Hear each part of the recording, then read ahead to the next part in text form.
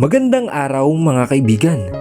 Isang kwentong pag-ibig ang muli kong ibabahagi sa inyo na tiyak nakapupulutan ng aral at magpapaantig sa inyong mga puso. Pero kung bago ka pa lamang ay pakilike po ng ating video.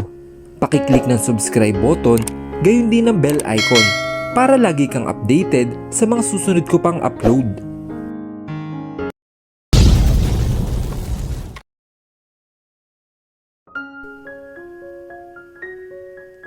Makalipas ang 5 taon, umuwi si Trina sa kanilang bahay. Nasaan si Mama? Tanong niya sa nakababatang kapatid pagkababa niya ng hagdanan ng kanilang bahay. Nauna na sa tindahan, may aasikusuhan daw kasi sa mga listahan. Sagot nito sa kanya at tumayo mula sa pagkakaupo sa sopa nila. Aalis tayo ate? Tanong nito sa kaniya. Tumango siya matapos makita niya sa kanyang relo na malapit na mag-alas 8 ng umaga. Oo kasi, sagot niya sa 14 anyos na kapatid at inipon ang buhok nito para itali. Kapag kuwan ay napatingin siya sa hagdanan nang hindi niya makita si Kalia. Nasaan ang bulilit na yon? Tanong ni Cassie na nakasilip na rin sa mga baitang ng kanilang hagdanan. Sunduin ko nga, wika niya sabay panik sa hagdan. Iniwan niya kasi ito kanina para magsapatos dahil big girl na daw ito kaya hinayaan niya na lang. Binuksan niya ang kwarto kung saan iniwan niya ito kanina.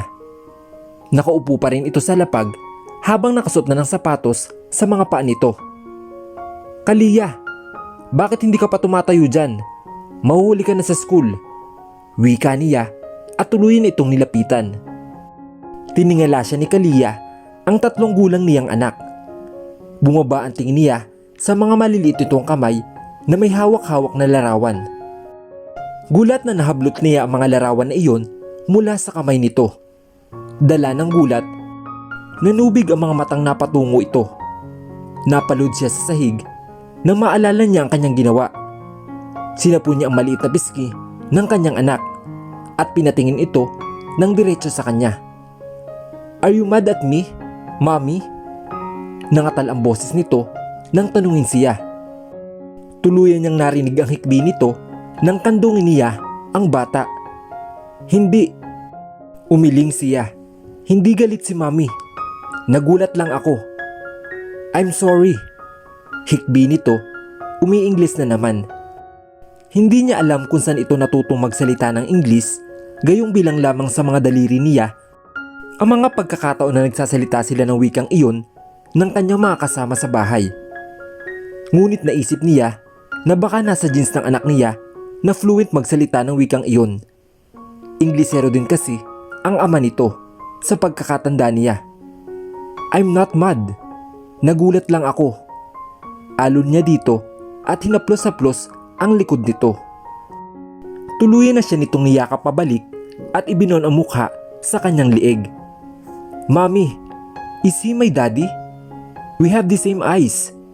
Maya-maya ay wika nito habang nananatili pa rin nakabaon ang mukha sa liig niya.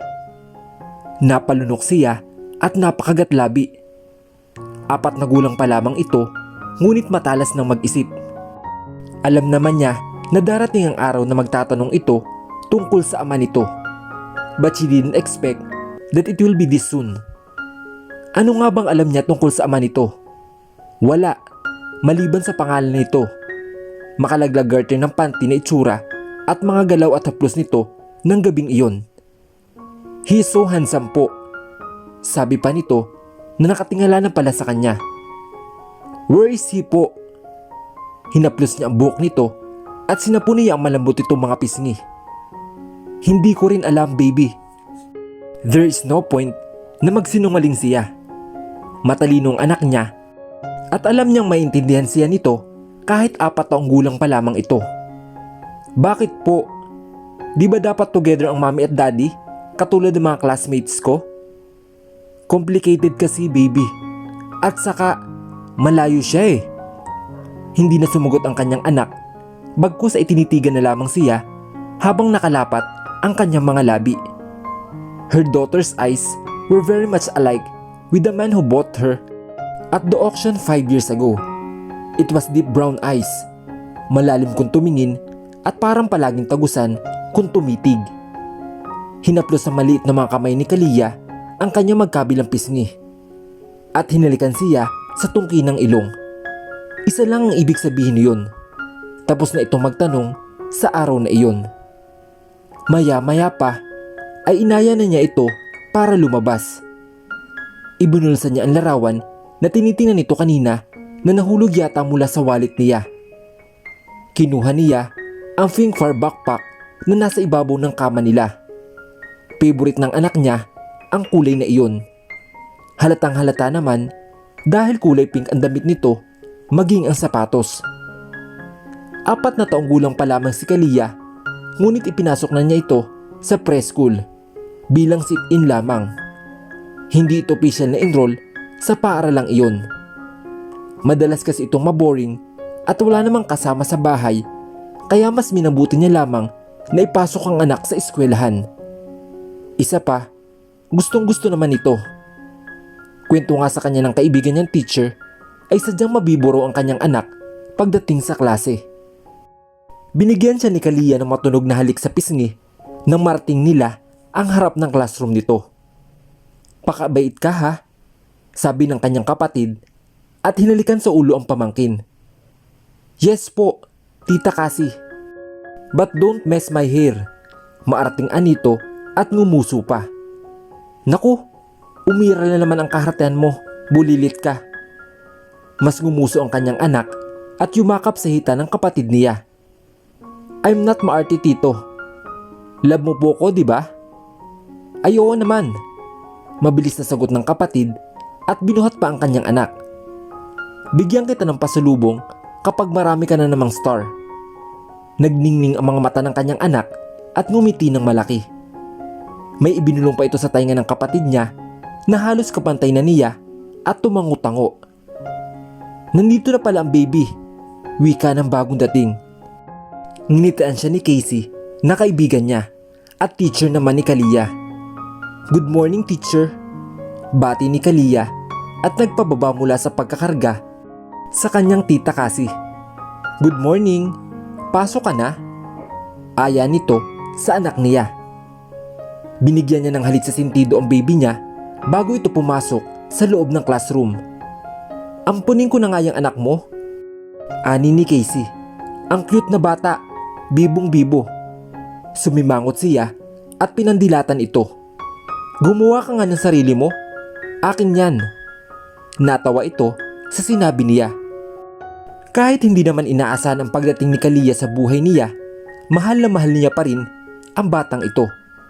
She fell in love with her daughter the very first time she knows that Kalia was in her womb. "Ay siya, ikaw na ang bahala sa baby ko ha. Pakitawagan mo na lang ako kung may problema." "Oo naman, ako pa ba? Parang anak ko na rin yan eh. Sige na, baka mahuli pa kayo ni Cassie sa eskwela." Niyakap niya ang kaibigan at kinawayan ang kanyang anak bago siya umalis. Nasa grade 8 pa lamang ang kanyang kapatid habang siya naman ay 4th year college sa kursong tourism. Nagpatuloy siya sa pag-aaral. Dahil hindi naman nagiging hadlang ang anak niya para makapag-aral siya ulit, itinuloy niya iyon. Gusto niya talaga makapagtapos dahil alam niyang importante ang diploma sa kalakaran ng mundo ngayon. Mas mapapanatag siya na maganda ang kinabukasan ni Kalia kung tapos siya at may stable na siyang trabaho. Si Casey naman, kaklase niya ito at kaibigan niya nung high school pa sila. Nagkahiwalay sila nang dumutong ng college dahil education ang kinuha nito habang siya naman ay tourism. Muli sila nagkita ng babae nang buntis siya sa anak niya. Katulad din ng kaibigan niyang si Kyla, hindi siya nito hinusgahan, ni hindi nagtanong at nagkusa na lang siya magkwento. Kyla and Casey were best friends since then. Ninang ito ni Kalia at hindi siya pinabayaan. "Mag-ingat ka ha," paalala niya sa kapatid na makarating sila sa university. Kahit naman kasi isang paaralan lang sila pumapasok, hindi siya nagkukulang sa pagpapaalala dito. Tumango si Cassie at niyakap siya bago ito naglakad papunta sa high school department ng universidad. Pinagmasdan niya ang kanyang kapatid habang naglalakad ito papalayo sa kanya. Ang bilis ng panahon, parang kahapon lang ay 6 na taong gulang ito at umiiyak dahil sa pagkakahuli ng kanilang ama at dahil wala silang pera. 4 na taon na rin ang nakalilipas simula ng gabing ibinigay niya ang sarili sa estranghero nakabili sa kanya sa auction. It was a wonderful night kahit pa sabing binayaran siya para sa gabing iyon. Wala siyang pinagsisisihan dahil nagawa niyang ibenta ang sarili para makatulong sa pamilya, lalong-lalo na para sa kanyang ama. At mas lalong hindi niya pinagsisisihan na dumating si Kalia sa buhay nila. Her baby girl is the greatest unplanned gift in her life. She was 19 nang pinagbuntis niya ang anak. Ang bata niya pa at ang akala niya hindi niya kaya. But her family and friends were there for her. Kinailangan niyang tumigil sa pag-aaral dahil natakot siya na malaglag ang bata nang minsan dinugo siya nung pumasok siya sa eskwela. Nang maipanganak naman niya si Kalia, ay mas pinili niyang hindi muna bumalik sa pag-aaral para matutukan niya ang anak at makatulong na rin sa ina na nagtayo ng sari-sari store sa kanilang bayan. Ate Trina, bakit ngayon ka lang? Tanong sa kanya ni Cheryl, ang class president ng block nila. Ate ang tawag nito sa kanya dahil matanda siya rito ng 2 taon. Cheryl is 22 while she is 24. Hinatid ko pa si Kalia sagot niya at sinabayan ito papasok sa classroom para sa unang klase nila. Oo nga pala, namimiss ko ng kakyutan nun. Wika nito habang may kinakalkal sa bag na nakasukbit sa balikat nito. Nang mahanap nito ang kinakalkal sa bag, ay nilhad na nito iyon sa kaniya. Hindi ko yan ibigay sa iyo kahapon kasi maaga kang umuwi. Para yan sa internship natin. Next week na ang interview natin sa Philippine Airlines. Pililing daw ang pwede mag-training dyan kaya dapat galingan natin. Pinagbasdan niya ang papel na ibinigay sa kanya ni Cheryl kung saan nakalagay ang pangalan ng airlines na binanggit nito. Iyon ang airlines na palagi niyang naririnig sa mga kaklase niya. Halos lahat sila ay gustong makapasok roon dahil bukod sa maganda at nangungunang airline sa bansa, malaking bagay na mailalagay sa credential nila kapag doon nag-on-the-job training. Narinig pa niya ay instant may trabaho doon kapag nagusto ng management ang performance ng estudyante. Well, isa siya sa mga nananalangin na sana ay matanggap siya na maging intern doon. She promised herself na kapag doon siya nalagay, gagawin niya ang lahat para maging maganda ang record niya sa Philippine Airlines. Para sa pamilya na, lalong-lalo na para sa anak niyang si Kalia. Kumusta ang school? Malabing na tanong niya rito at tuloy na itong kinarga matapos niyang ilapag ang kanyang school bag na mumurahin lang sopa sa sala. Ipinakita nito sa kanya ang mga star na nasa likod ng kamay nito hanggang kalahati ng bisig nito. I've got 8 stars, mommy. Look oh. Tapos tita kasi, give me pasalubong. Binunta na nito iyon ng hagik-hik. At alam na alam niya kung ano ang pasalubong na tinutukoy nito ng kapatid niya. Kung hindi isang pack ng gummy bears, ay pink military stickers. Kadalasan ay mga baril na kulay pink at army uniform. Alam niyang mahal iyon dahil personalized. Binibili ni Cassie ito sa kaklase niyang magaling gumuhit. At dahil dakilang spoiled ni Cassie ang kanyang anak, wala itong pakialam kung halos maubos ang allowance nito sa stickers na yon. Nahagip ng kanyang paningin ang gummy bears na nakapatong sa center table nila katabi ng pad paper nito at lapis. Baby, di ba sabi ko sa'yo, hinay-hinay lang sa matamis? Gusto mo bang masira lahat ng teeth mo? Open your mouth nga. Utos niya at nag-aktong sinisilip ang bibig nito. Ngumanga naman ang anak niya at tumingala pa para ipakita sa kanya ang bibig nito. Ngumuso siya at kunwari naningkit ang kanyang mga mata. Tingnan mo, Wala nang isa mong ngipin. Gusto mo bang lahat yan ay mawala? Kapag maraming kang kinain na matamis, pupunta dyan ang worms, tapos dyan sila titira. Pananakot niya rito. Nanlaki ang mga mata ni Kalia at tinakpan ang bibig. Really? Mabilis siyang tumango bilang sagot dito. Tapos kakainin nila ang ngipin mo.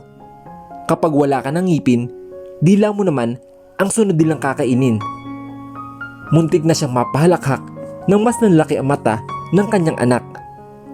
Nilipat nito ang tingin sa gummy bears na nasa center table pagkatapos ay tumingin sa kisame at nag-aktong nag-iisip. Nakangiwi na ang mga labi nito nang muling ibalik sa kanya ang paningin nito. But I like gummy bears. They're soft.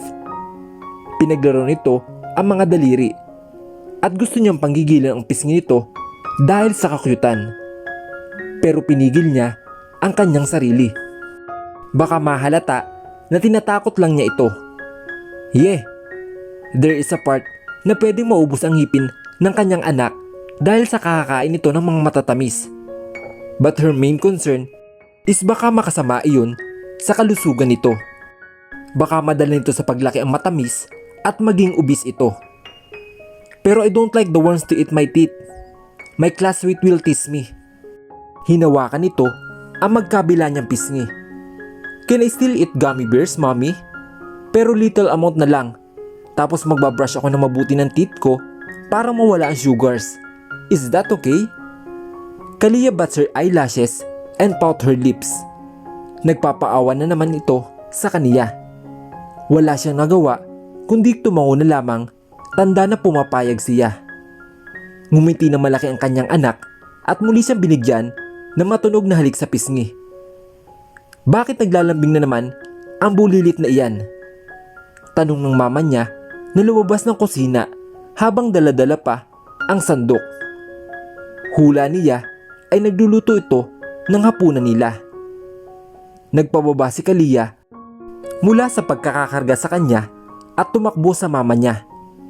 Naglalambing na yumakap ito sa binti ng mama niya at nagpakyut.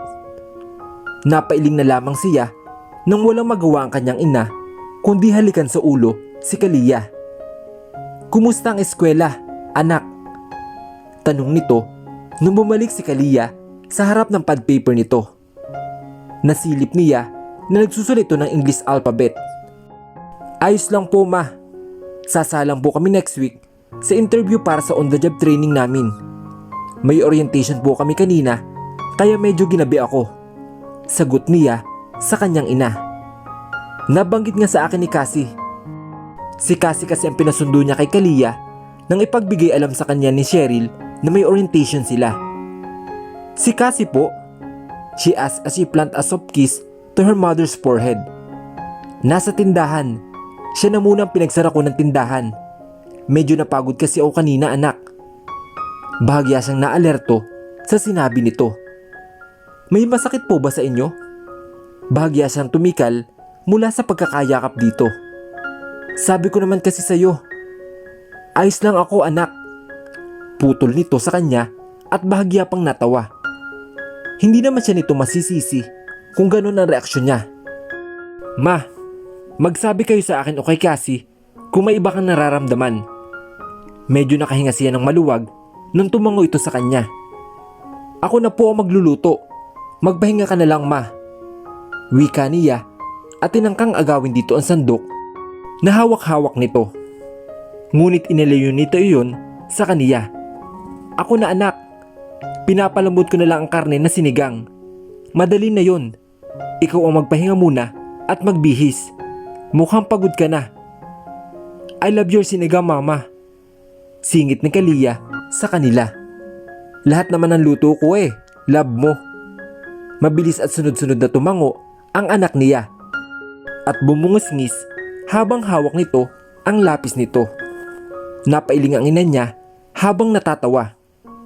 Maya-maya pa ay nagpaalam na ito na babalik sa kusina. Habang siya naman ay bumanhik na sa itaas matapos niyang bigyan ng halik sa ulo ang kanyang anak. Pagod na ibinagsak niya ang sariling katawan sa ibabaw ng kama nila ni Kalia. at wala sa sariling napatitig sa kanilang kisame. 4 years ago, wala pang second floor ang bahay nila. Maliit lamang iyon dati na tanging kusina at banyo lang at sala lamang. Matapos mangyari ang gabing iyon, ay naging maayos ang buhay nila, pati na rin ang buhay nilang kamag-anak nila ay nagbago. Ang liwanag na tumatago sa glass wall ng hotel ang gumising sa kanya. Masakit at latang-lata ang kanyang katawan na magmulat siya ng kanyang mga mata. Pakiramdam niya ay nag-workout siya maghapon nang walang stretching para sa PE subject nila ng mga oras na iyon. Mahapdi din ang bagay na nasa pagitan ng kanyang mga hita. Napaawa ang kanyang bibig nang matanto niya kung nasaan siya at kung ano ang nangyari nang nagdaang gabi. Pinilit niya ang sariling bumangon kahit halos mapaiyak na siya sa hapdi ng kanyang kasilanan. Wala nang bakas ng lalaking nakakuha ng kanyang virginity nang nagdaang gabi. Ngunit naaamoy pa rin niya ang maghahalong natural na amoy nito at pabango sa loob ng suit na iyon. At ang pulang mancha sa kobrekama ang nagpapatunay na hindi iyon panaginip lamang. She gave her virginity, her body to the man who bought her for 3 million. Pumasok sa isip niya ang kanyang pamilya. Bumaba siya sa kama at nagmamadaling tinungo ang banyo upang maglinis ng katawan. Napaiyak pa siya na mabasa ang pagkababae niya dahil halos marindi siya sa hapdi niyon. Ngunit sinikap niya magmadali para makapunta siya agad sa kanyang pamilya. May nakita siyang paper bag sa ibabaw ng sopa na naroroon. May laman iyong mga damit at mga underwears. Agad niya itong sinuot at hinagilap ang maliit na shoulder bag na dala-dala niya kagabi. Binuksan niya ang kanyang mumurahing cellphone at nakita niya roon ang text sa kanya ni Sofia. Naihulog ko na sa bank account mo ang down payment gaya ng sinabi ni Mama Beth. Text no yun sa kanya. Nakahinga siya ng maluwag nang mabasa iyon. 3:00 ng madaling araw nang mabasa niya ang text. Mula niyang binuksan ang pangalawang text nito. Ang laki ng komisyon ko sa'yo. Sa uulitin ha. Napailing siya. Hindi na siya uulit. Tama na ang pagbibigyan niyang sarili kagabi sa isang estranghero kapalit ang malaking halaga. Ibinalik niya ang kanyang cellphone sa loob ng kanyang bag at akmang aalis na nang mahagip ng kanyang mga mata ang pulang sobre sa ibabaw ng bedside table sa tabi ng lampshade. Nag-atubli pa siya nung una, ngunit dala rin ng kuryosidad, kinuha niya iyon. Napaawa ang kanyang bibig na makita ang isang cheque roon na naglalaman ng 5 milyon. Bukod pa roon ay may isang papel na naglalaman ng sulat. Take the check. I know you just did that because you needed to. I need to leave early for emergency meeting. Don't leave. Wait for my driver. He will fetch you. We need to talk. Iyon ang nakasulat sa papel. Medyo magulo ang penmanship, ngunit naintindihan niya naman. Napailing siya at nagtataka kung bakit siya gusto nitong makausap. Para saan pa? Malinaw ang usapan niya ng isang gabi na serbisyo lamang ang hatid niya. Isinoksok niya sa kanyang bag ang sobrang pula at walang lingon likod na lumabas ng hotel. Ate! Tawag sa kanya ni Cassie na makita siya nito. Sinalubong siya nito na mahigpit na yakap. Nakausap na namin si Papa at meron na daw tayong abogado. Ngumiti siya rito. Sabi ko naman sa iyo, di ba? Si ate ang bahala. Ilan linggo matapos ang hearing ng kanyang ama, saka naman niya natuklasan na buntis siya. At dahil dito, naghinala na din ang kanyang ina kung saan niya kinuha ang pera na pambayad sa abogado. At na magtapat siya sa kanyang ina, ay bumuhos ang luha nito. Sinisi nito ang sarili kung bakit niya nagawa ang bagay na iyon. Napahawak ito sa kanyang dibdib at hindi makahinga. Mabuti na lang at nagawa niya itong pakalmahin at sabihin na hindi iyon kasalanan. Kung gagawin lahat ng ina para sa anak, ganoon din dapat ang anak. The child must do anything for his family. Mahal na mahal niya ito at hindi niya pa kayang mawala ito. Nagkaayos sila mag-ina at pinangaralan siya nito tungkol sa batang dinadala niya. Sinabi nito sa kanya na karapatan ng ama ng batang nasa sinapupunan niya na malaman ang tungkol doon. Kaya naman ay bumalik siya sa hotel noon. Ngunit hindi nagbigay ng impormasyon ang management ng hotel. Confidential daw kasi ang identity ng lalaki at sa pangalan lang niya kilala, Franco Mercado. Halos magdadalawang linggo na rin siya na nagpabalik-balik doon. Itinigil lang niya nang dinugo siya. At dahil wala rin naman siyang mapapala roon, nagdesisyon siya na palakihin na lang mag-isa ang kanyang anak. Tumigil siya sa kanyang pag-aaral. Mabuti na lamang at meron pang natirang pera galing sa pinambayad ng abogado ng kanyang ama. Nagtabi siya para sa kanyang panganak at ang natira pa ay pinampatayo nila ng malaking tindahan sa kanilang bayan. Lumago iyon dahil iyon ang pinakamalaking tindahan sa barangay nila. Maging ang mga taga-kabilang barangay ay sa kanila dumadayo. Pinaayos niya rin ang bahay nila. Pinadagdagan niya ng palapag at kwarto.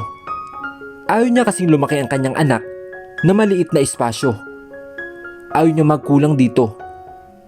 "Ate, kakain na raw." Narinig niya ang boses ni Cassie. Nakasulpot ang ulo sa may pintuan. Nakauwi na pala ito mula sa tindahan nila. Nilingon niya ito at inungusan. "Susunod ako. At bakit binigyan mo naman si Kalia ng gummy bears?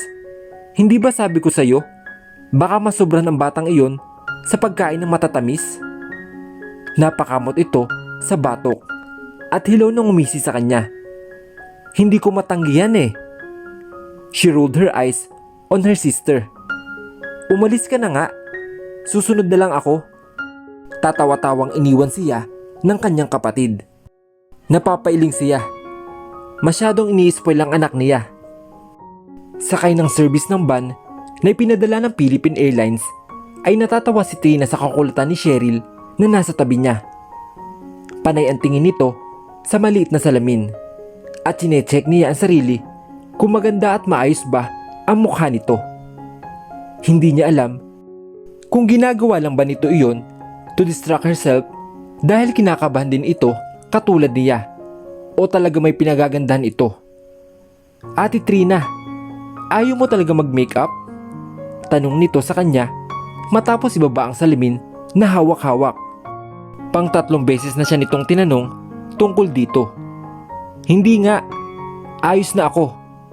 Presentable naman akong tingnan, di ba?" Nginitian niya ito at ipinakita pati ang suot niyang white long sleeve at pencil skirt na pinarisan niya ng sapatos niyang 4 inches ang taas ng takong. Lipstick at blush on na lang ang inilagay niyang kolorete sa kanyang mukha. "Oo, ang ganda-ganda mo nga eh. Hindi halatang may super cute ka ng baby. Pero kasi..." Pabebeng humagikik ito at tinakpan pa ang bibig. Ang gwapo daw ng may-ari ng airlines. Usap-usapan iyon sa buong batch natin. Baka naman may asawa na. Wika niya na ikinabusangot nito. Pabirong tinampal siya nito sa kanyang braso. "Panira ka talaga ng moment, Ate Trina. Kinikilig ako dito eh. Paano ako meron? O kaya sabi-sabi lang na gwapo ang boss? Di ba kapag CEO, kadalasan na experience na sa field na iyon? Ibig sabihin, matanda na at puti na ang buhok." Nangihilakbot na tiningnan siya ni Cheryl. "Mapanglait ka, Ate Trina." Natawa na lang siya sa reaksyon nito na nagmamaktol sa kanya. Kulang na lang ay maglupasay pa ito sa kanyang kinauupuan. Natigil lang ito nang pumasok ang service van na sinasakyan nila sa compound ng Philippine Airlines. Pare-pareho sila na naging reaksyon na makita nila kung gaano kagara ang establishmento ng Philippine Airlines. Gawa sa salamin ang dingding ng building at kumikislap iyon sa bawat tama ng sinag ng araw. Nadaanan din nila ang mga naglalakihang eroplano na ang iba ay papalipad na. "Ang ganda." Patiling bulalas ni Cheryl na sinang-ayunan naman ng mga kasama nila. Sasakay ako dyan. Ang sosyal. Tinuro-turo pa nito ang eroplanong nadaanan nila na nagte-take off. Sosyal nga. At ang yaman din.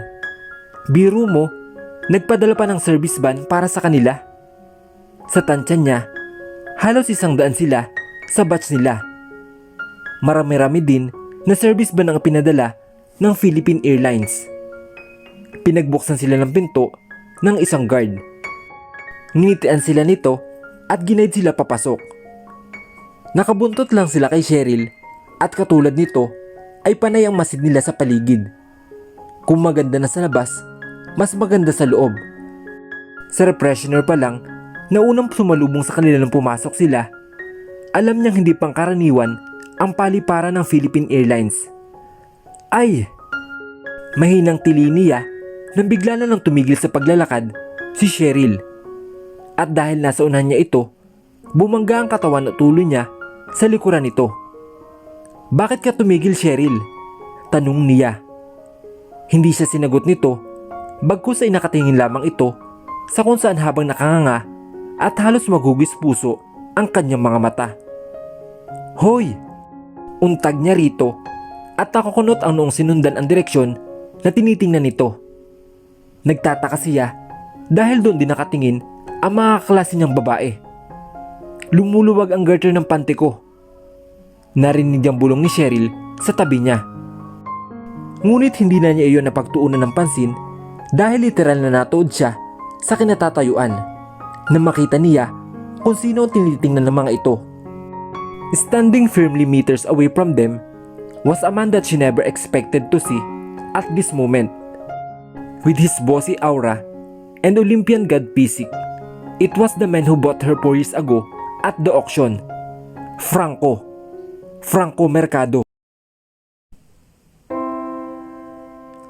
Ano ang kahinat na ng muli nilang pagkikita ng lalaking bumili sa kanya ng panandaliang aliw? Makilala pa kaya si Trina nito gayong 4 na taon na ang nakalilipas? Ipaalam kaya ni Trina kay Franco na nagbunga ang isang gabi nilang pagsasama? Yan ang ating aabangan sa susunod na kabanata. Hanggang sa muli, mga kaibigan. Paalam!